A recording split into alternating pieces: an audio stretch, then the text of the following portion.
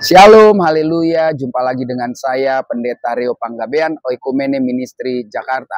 Apa kabar saudara? Saya berharap saudara selalu berada dalam keadaan sehat, penuh dengan sukacita, dan terus berpengharapan kepada Tuhan Yesus Kristus.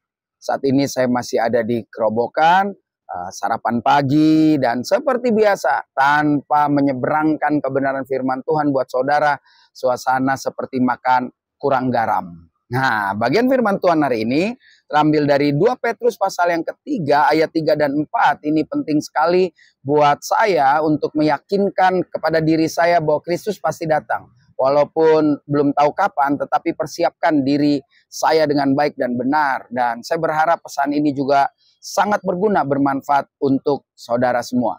Dan lebih dari itu, hati-hatilah dengan banyak pengajaran yang akan saya baca ini ya saudara, karena ini bisa mengelabui, mengecoh kita untuk tidak sabar menanti kedatangan Kristus.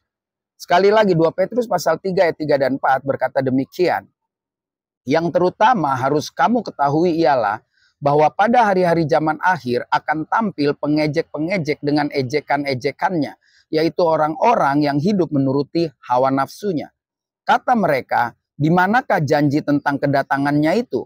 Sebab sejak bapak-bapak leluhur kita meninggal, segala sesuatu tetap seperti semula pada waktu dunia diciptakan. Perhatikan baik-baik, ayat ini benar-benar mengingatkan saya bahwa orang-orang yang masih mau hidup di luar Kristus, dia hobi sekali, dia suka sekali mengejek-ngejek orang-orang yang serius, orang-orang yang sudah menyerahkan hidupnya kepada Kristus. Mereka akan mulai dengan ejekannya, sampai kapan hidup kita seperti ini menanti kedatangan Tuhan. Lalu mereka akan keluar lagi dengan ejekannya. Dari zaman Bapak Gereja juga bilang Kristus sebentar lagi datang. Dalam kelakar-kelakar, bercanda-bercanda waktu di sekolah teologi juga kita suka bilang begitu. Paulus juga bilang sebentar lagi Tuhan datang. Petrus juga bilang, tapi kok nggak datang-datang? Nah, persoalannya bukan kapan dia datang dan kita menjadi saksi hidup.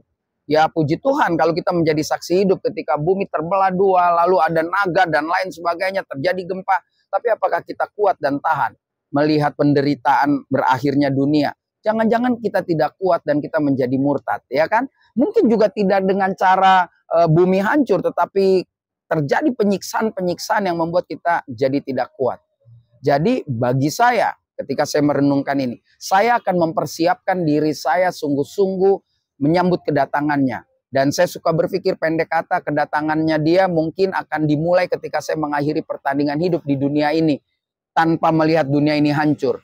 Karena dengan demikian, kesudahan zaman itu terjadi dalam hidup saya. Itu yang saya renungkan. Dan saya berharap saudara juga mempersiapkan diri dengan cara saudara bagaimana menyambut kedatangan Kristus. Atau setidaknya bagaimana menanti dunia ini akan berakhir. Jadi persiapkan diri aja. Mau datang hari ini, lusa, minggu depan, bulan depan. Jangan pernah goyah hidup saudara. Seperti saya berusaha terus bertanding dalam pertandingan iman untuk tidak goyah menanti kedatangan Kristus.